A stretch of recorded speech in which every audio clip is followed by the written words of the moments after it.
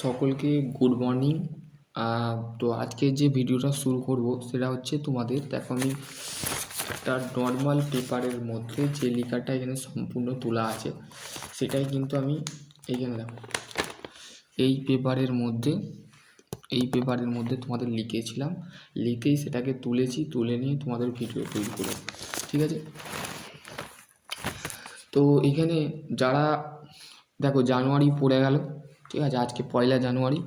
তো সেক্ষেত্রে তোমরা জানো যে অনেক ছাত্রছাত্রীরা মাধ্যমিক দেবে বা উচ্চ মাধ্যমিক দেবে, তাদের ক্ষেত্রে একটা গুরুত্বপূর্ণ হচ্ছে তার কেরিয়ার বা তার ফিউচার বা তার গোল, ঠিক আছে।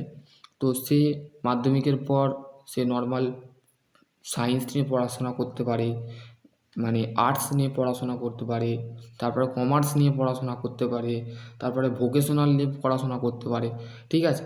তো সেই ক্ষেত্রে সে আফটার 10-এর পর সে কি টেকনিক্যাল কোর্সেসের দিকে যাবে, না সে মেডিকেল লাইনে যাবে, কি মানে সে কি কমার্স লাইনে যাবে, না সে বিএসসি করবে নাকি না এমএসসি করবে নাকি, তো তার উপরে সিদ্ধান্ত, এবং সে কি ফার্মাসি করবে নাকি বা সে কি এমবিবিএস করবে নাকি, তার উপরে ভিত্তি করে সে তার ফিউচার বা গোল সে সেরকম, যদি নর্মাল সে যদি বিএসসি করে বা এমএসসি করে, সে পলিটেকনিক কলেজগুলোতে যে পড়াতে পারবে বা আইটিআই কলেজের প্রিন্সিপাল হতে পারবে, ঠিক আছে। তো সেই ক্ষেত্রে তার সাথে তার এক্সপিরিয়েন্সটা মাস্ট, ঠিক আছে, সেটা ইন্ডাস্ট্রিয়াল হোক বা সে টেকনিক্যাল সোশ্যাল মিডিয়ার তরফ থেকে হোক বা তার বেসিক্যালি টিচিং এক্সপিরিয়েন্স, যে কোনো তাকে সে নিতে পারবে, ঠিক আছে। তো সেই ক্ষেত্রে আজকে আমি বেসিক্যালি যে টপিকটা নিয়ে আলোচনা করব সেটা হচ্ছে, এখানে দেখো বেসিক্যালি তোমাদের প্রত্যেকটা আমি লিখেছি, এখানে যেমনটি করে লেখা আছে সেরকমটা আমি তোমাদের কথা বলবো, ওকে। তো দেখো শুরু করা যাক, ওকে দাঁড়াও।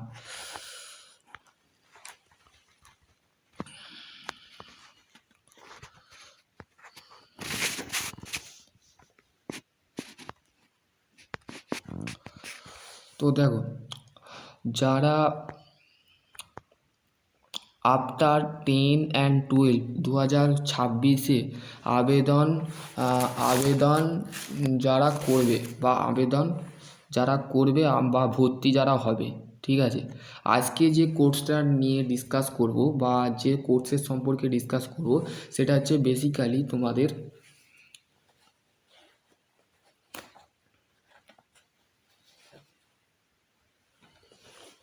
আজকে যে বেসিক্যালি যে কোর্সটা নিয়ে ডিসকাস করব সেটা দেখো, নর্মালি তোমাদের এখানে পুরোপুরি টোটাল জিনিসটা বলা আছে। দেখো, আফটার 10-2026 2026 ভর্তির আবেদন যারা করবে, আইটিআই 10-12 ভোকেশনাল, যারা নর্মাল গ্র্যাজুয়েশান করে আসবে, যে কোনো ব্যাকগ্রাউন্ড হতে পারে, সেটা আর্টস ব্যাকগ্রাউন্ড হতে পারে, সায়েন্স ব্যাকগ্রাউন্ড হতে পারে, কমার্স ব্যাকগ্রাউন্ড হতে পারে। তো সেই যেরকম প্রসিডিওর, এবার তোমাদের আর একটা কোশ্চেন আছে যে দাদা, আমরা যদি গ্র্যাজুয়েশান, যে নর্মাল গ্র্যাজুয়েশান, যদি আর্টস যারা আছো, কমার্স যারা আছো, সায়েন্স আছো, বলছো আইটিআইয়ের সাথে যদি আমরা আমাদের কি জেনারেল লাইনের যে পড়াশোনা বা নন টেকনিক্যালের যে পড়াশোনা সেটা কি ঠিকঠাক করে করতে পারবো? ডেফিনেটলি করতে পারো। কারণ হচ্ছে দেখো, কমার্স আর্টস এগুলো তো একটা স্বাভাবিক বিষয় বা ন্যাচারাল বা জেনারেল বিষয়। কারণ হচ্ছে ওইগুলো সব বাংলার বিষয় আছে। কমার্সের ভেতরে সেই শুধুমাত্র একটাই টাফ সাবজেক্ট থাকে, সেটা হচ্ছে অ্যাকাউন্টেন্ট, ঠিক আছে। সেই সাবজেক্টটাই শুধুমাত্র কোডিং থাকে, বাকি সব নর্মাল, ঠিক আছে। কমার্সের বিষয় বলতে পারবো না, কারণ কমার্সের স্টুডেন্ট নয়। আর্টসের বিষয় বলতে পারবো বা সায়েন্সের বিষয় বলতে পারবো, ঠিক আছে। তো দেখো, এবার হচ্ছে তোমাদের মাধ্যমিক আইটিআই যে তুমি ভর্তি হবো তার জন্য তোমাকে এই বছরে তুমি মাধ্যমিক দেবে, ঠিক আছে। এই বছরে তুমি কি দেবে? এই বছরে তুমি মাধ্যমিক দেবে।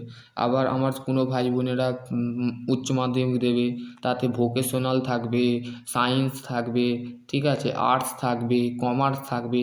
তো তাদের একটা চিন্তা আছে যে তারা কী নিয়ে পড়াশোনা করবো, আইটিআই করবো না ডিপ্লোমা করবো না বিটেক করবো না ফার্মাসি করবো না এমবিবিএস করবো না নর্মাল গ্র্যাজুয়েশান করবো, যাতে আমাদের কেরিয়ার বা কেউ মাধ্যমিকের পরই কিন্তু আর পড়াশোনা করে না, ওই টুকটাক যা বাবার দোকান ফোকান যদি থাকে বা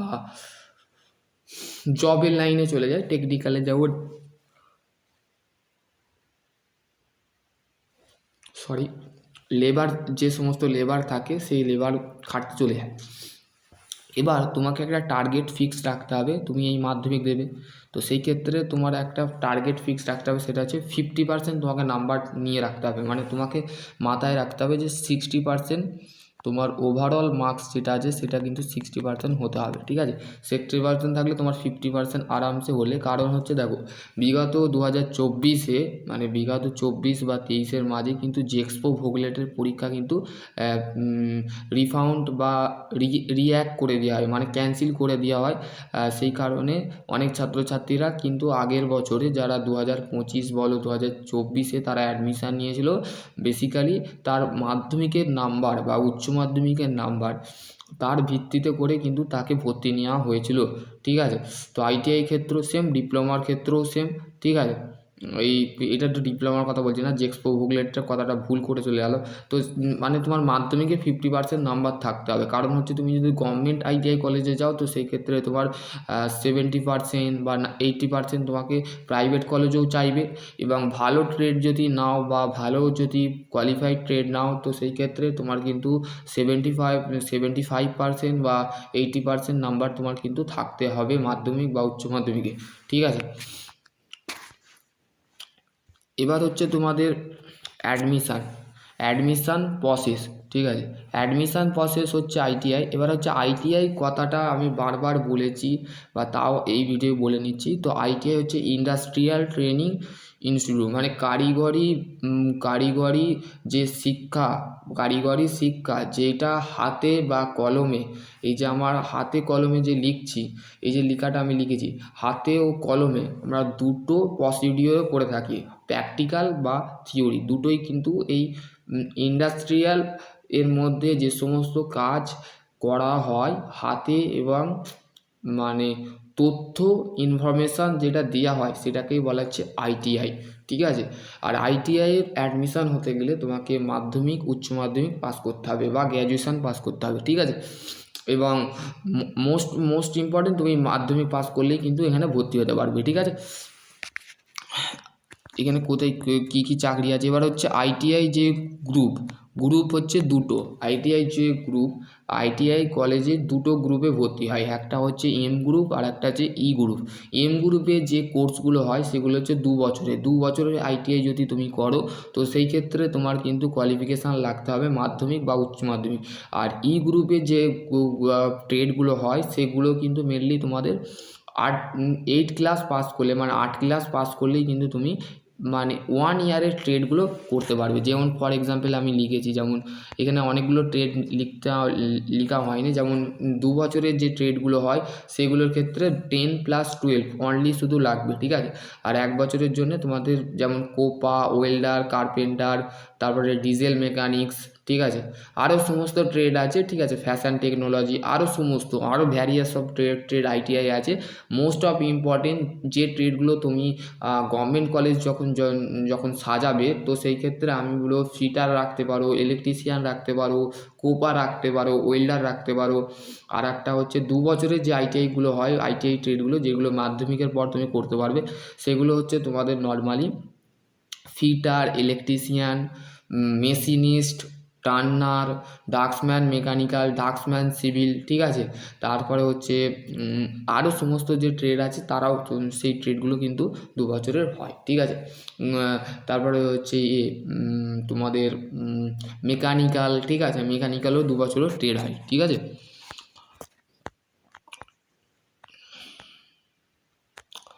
এবার দেখো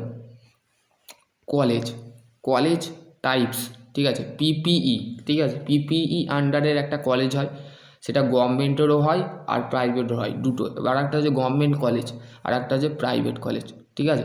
প্রাইভেটে ভর্তি হতে গেলে তুমি কিন্তু কী করতে হবে, অ্যাডমিশান প্রসিডিওর দেখো, ডাইরেক্ট কলেজ, মানে তুমি এই যে অ্যাডমিশান হবে, ঠিক আছে, this is the admission will be private, direct তুমি অ্যাডমিশান নিতে পারবে, ঠিক আছে। ডাইরেক্ট তুমি অ্যাডমিশান কোন কলেজে নিতে পারবে, প্রাইভেট কলেজে যে কোনো private college, government ITI college যেগুলো ওয়েস্ট বেঙ্গলে আছে সেখানে তুমি ডাইরেক্ট প্রিন্সিপালের সাথে বা কলেজ যে ভাইস প্রিন্সিপাল থাকে সেখানে তুমি তোমার কলেজের যে অথরিটি থাকে বা টিচার থাকে তাদের সাথে তুমি কথাবার্তা নিজে থেকে যে বলতে পারবে। এবং গভর্নমেন্ট কলেজের জন্য তোমাকে কিন্তু র্যাঙ্ক এবং পার্সেন্টেজ এইটাই কিন্তু তোমার ভ্যারি করে, ঠিক আছে। তুমি মাধ্যমিকেও কত পার্সেন্ট পেয়েছো এবং সেই ভিত্তি করে তোমার একটা কাউন্সেলিং বা আগে পরীক্ষা হতো, এখন সেই পরীক্ষা হয় না, একটা র্যাঙ্ক বেরোবে, সেই র্যাঙ্কে তোমার কিন্তু চয়েস ফিলিং হবে, কাউন্সেলিং হবে।